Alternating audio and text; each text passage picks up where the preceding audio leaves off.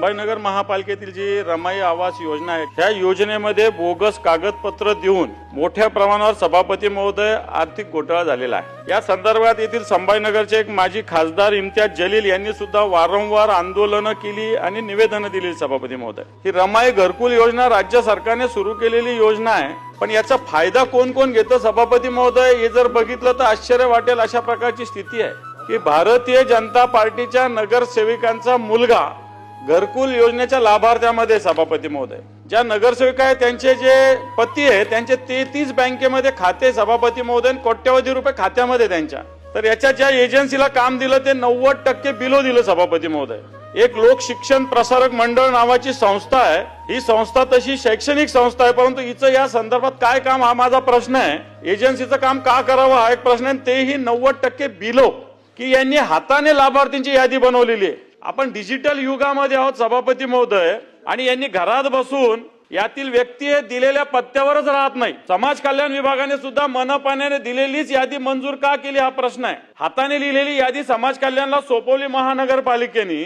महानगरपालिकेचे अभियंता असेल, पीएमसी असेल यांनी स्थळ पाहणी कोणतीही केलेली नाही। कुटुंबातील एकाच व्यक्तीला लाभ देता येतो, परंतु अनेक लोकांनी लाभ या घरकुल योजनेचा सभापती महोदय लाभ घेतलेला आहे। पती पत्नी यांच्या एकत्रित नावावर घर केले जाते, फोटो घेतले जाते, आणि असं असताना सुद्धा दोघांना सुद्धा याच्यात घरकुल मंजूर झालंय। त्याच्यानंतर एक देवगिरी नागरी सहकारी पतसंस्था आहे आणि जनरल स्मॉल फायनान्स बँक नावाची एक संस्था आहे, हिच्या नावावर याचे बिल अदा केलेले सभापती महोदय। याच्यात लावलेले संचिकेला लावलेले रेशन कार्ड हे बोगस आहेत, ज्याची पुरवठा विभागाच्या पोर्टलवर कोणतीच नोंद नाहीये।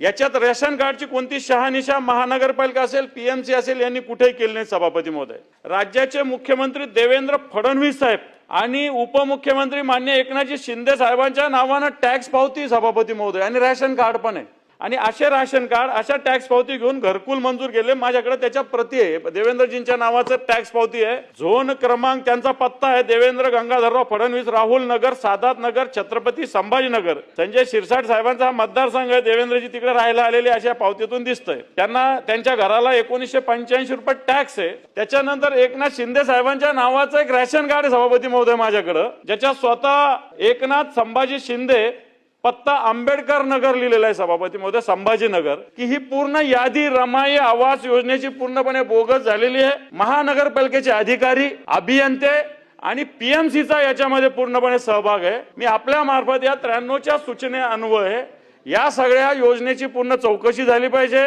ज्या घरकुल ज्यांना आवश्यक आहे, गरजू आहे, त्यांना न मिळता दलालांना आणि एजंटांना घरकुल, ही योजना राज्याची चांगली योजना आहे रमाई घरकुल योजना।